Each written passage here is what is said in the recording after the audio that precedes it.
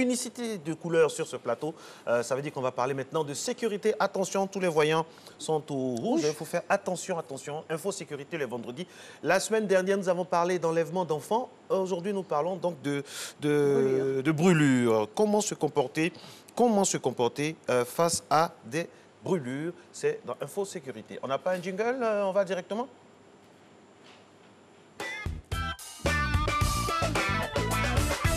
Bonjour Monsieur Yao. Bonjour. Bienvenue. Bonjour. Merci. Ça s'est bien passé la fête? Pas eu de fête pour le moment. Ah, pas eu de fête pour le moment. On ne vous entend pas bien. Quoi? Qu'est-ce qui s'est passé? Comment? Vous n'avez pas eu de fête? Si, il y a eu une fête. Il a retropédalé tout de suite. Ça fait du bien d'être sur ce plateau en tout cas. Alors on parle aujourd'hui des brûlures, pas des brûlures de cœur, mais des brûlures quand même. On va dénombrer combien de brûlures on peut avoir. Bon, d'abord, par gravité, on a deux types de brûlures. On a les brûlures simples et les brûlures graves. Bon, bien évidemment, des brûlures qu'on peut traiter, que le premier secouriste peut traiter. C'est de ça qu'il s'agit. Voilà, donc notons d'abord que la brûlure est une lésion de la peau, des voies digestives ou des voies aériennes. Voilà, causée par une chaleur, des produits toxiques et aussi des produits chimiques ou bien encore de l'électricité. Voilà. Donc, parlons de brûlure simple. La brûlure simple, c'est décrit comment? Elle s'est décrite par une surface, comment on appelle ça même? Une surface justement, la surface de la peau qui est juste atteinte et que s'il y a une cloque, formation de cloque, que la taille de la cloque ne dépasse pas plus de la moitié de la paume de la victime. Okay. Voilà. Donc, on a la paume de la victime. Si la cloque ne dépasse pas plus de la moitié, on est face à une brûlure simple. Voilà. Donc, si on est face à une brûlure simple, qu'est-ce qu'il faut faire? Il faut refroidir. Les gens ont tendance à dire, si quelqu'un est brûlé, ne mettez pas de l'eau dessus. Non. Il faut refroidir par ruissellement d'eau. C'est-à-dire, et on ne va pas prendre de l'eau sous pression, on ne va pas ouvrir carrément le robinet. Ouvrir tranquillement, doucement le robinet. Si la brûlure est au niveau de ma montre ici, on met l'eau ici et l'eau coule là-dessus. Jusqu'à ce jusqu'à ce que la victime ne sente plus la douleur. Okay. Mais ce qui est très important, j'imagine que vous avez dit ça, c'est de garder son sang-froid. Parce que ce que vous dites là, c'est pas évident qu'on puisse faire ça quand on voit son enfant ou son parent. Donc il faut garder son sang-froid d'abord. Il faut garder son sang-froid, voilà. Évidemment. Prendre de l'eau, faire couler ça doucement et puis verser ça de façon continuelle jusqu'à ce que cette brûlure-là puisse refroidir. D'accord. S'il y a formation de cloque, ne pas casser les cloques. C'est quoi une cloque? Une cloque, c'est un flux avec un liquide à l'intérieur. Avec du pu à l'intérieur. Du pu à l'intérieur, voilà.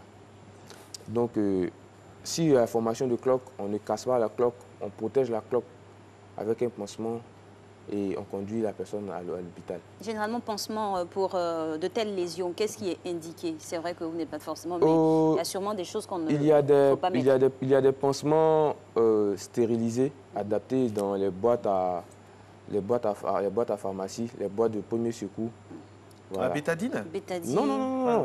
Pansement, je parle de bandage, la bande. Juste ça, sans rien ajouter comme autre produit. Vous à l'hôpital. D'accord. Et on peut se trouver il faut demander l'avis d'un médecin s'il s'agit de brûlure simple sur un enfant, un nourrisson.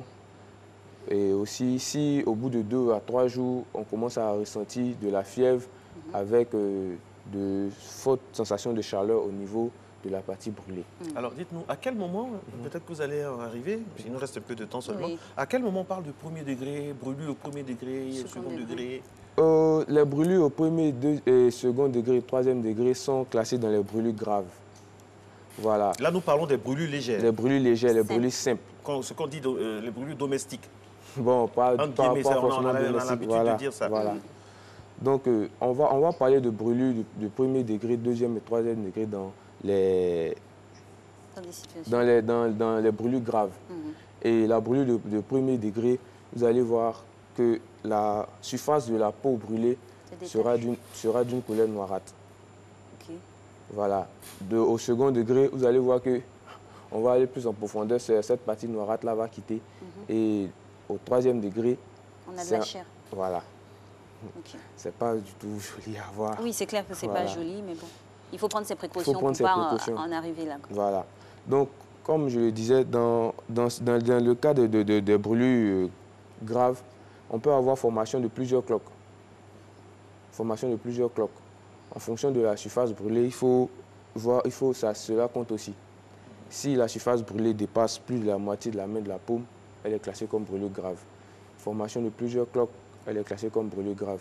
Si c'est une partie, si la partie brûlée aussi, si c'est vers les orifices naturels, la bouche, le nez, les yeux et tout ça, elle est classée comme brûlure grave. Les articulations aussi, elle est classée comme brûlure grave. Et dans tous ces cas-là, il faut refroidir la plaie, refroidir la brûlure, protéger la victime et surtout alerter les pompiers. D'accord.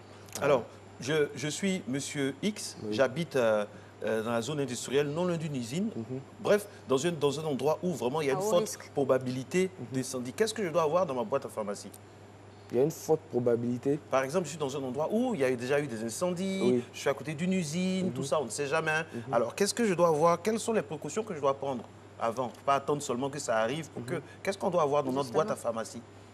Dans votre boîte à pharmacie, les boîtes à pharmacie sont constituées généralement du matériel de première nécessité. De l'alcool, de la bétadine, des gants, des compresses et tout ça. Non. Non, mais oui, il faut aussi, on chauffe à la maison, en boîte à pharmacie, c'est pas forcément pour qu'on soit brûlé. Il y a la fièvre aussi qui peut arriver. Oui. Tout ça. Bon, vous avez parlé de feu. Oui, de feu, mais bon, il faut brasser large aussi. Donc, c'est par rapport à tout ça. Maintenant, il y a des cas de brûlure, des cas particuliers de brûlure. Par exemple, la brûlure électrique. Voilà. Quand on parle de brûlure électrique, il ne faut pas refroidir. Parce qu'on ne sait pas à quel moment... Ça conduit voilà, l'homme est un conducteur. Vous n'avez pas d'assurance qu'il n'y a plus de l'électricité dans ce corps qui est là. Donc, très important. Il ne faut pas refroidir. Aussi, il ne faut pas toucher la victime tant qu'on n'est pas rassuré d'avoir coupé la source d'alimentation. Ok. Exemple. On est ici, par exemple, quelqu'un se fait... Non, pas ici. On est quelque part dans la nature. Loin là-bas. Et bon, dans la nature, il faut qu'il y ait du courant. Dans la nature, ça peut être ailleurs où il y a du courant, mais pas ici. Quelqu'un se fait électrocuter. Il faut d'abord, la première des choses, aller couper le disjoncteur. Très bien. D'accord. Il faut couper le disjoncteur. L'homme étant un conducteur, tant que vous ne coupez pas le disjoncteur, il sera toujours sous tension. Donc, il faut couper le disjoncteur, surveiller la victime. Quand on parle de surveiller son pouls, surveiller sa respiration, les fonctions vitales. À cet instant, quand on a fini de couper le disjoncteur, on peut toucher maintenant la victime? Attendez un peu quand même. Parce que si vous allez constater, par exemple, que l'électricité est sortie de la personne, quand vous regardez sous la planche du pied, vous allez voir un point noirâtre. Ce qui signifie que le courant l'a traversé, que le courant est rentré. Dans son corps? Non, par terre. Ah, ok. Que le courant est sorti. Est sorti de son corps. Voilà. Un point noirâtre sous la plante des pieds. Sous la plante des pieds. Oui. Merci beaucoup, M. Yao Deboucha, pour ces conseils avisés. Nous, on ne souhaite pas ça, mais bon, puisque ça fait partie de la vie, si ça arrive, il y a des précautions comme ça. Il faut prendre, c'est tout l'esprit d'infosécurité. Surtout appeler les pompiers. Oui, surtout appeler les pompiers. Quand on a fait ça, c'est pour qu'on puisse être dans de bonnes dispositions en attendant que les secours arrivent. Et puis, on espère aussi que de plus en plus, les pompiers arriveront de plus en plus vite chez nous en Côte d'Ivoire. On va battre le record, par exemple, de 3 minutes du Danemark ou bien de la France. Merci beaucoup.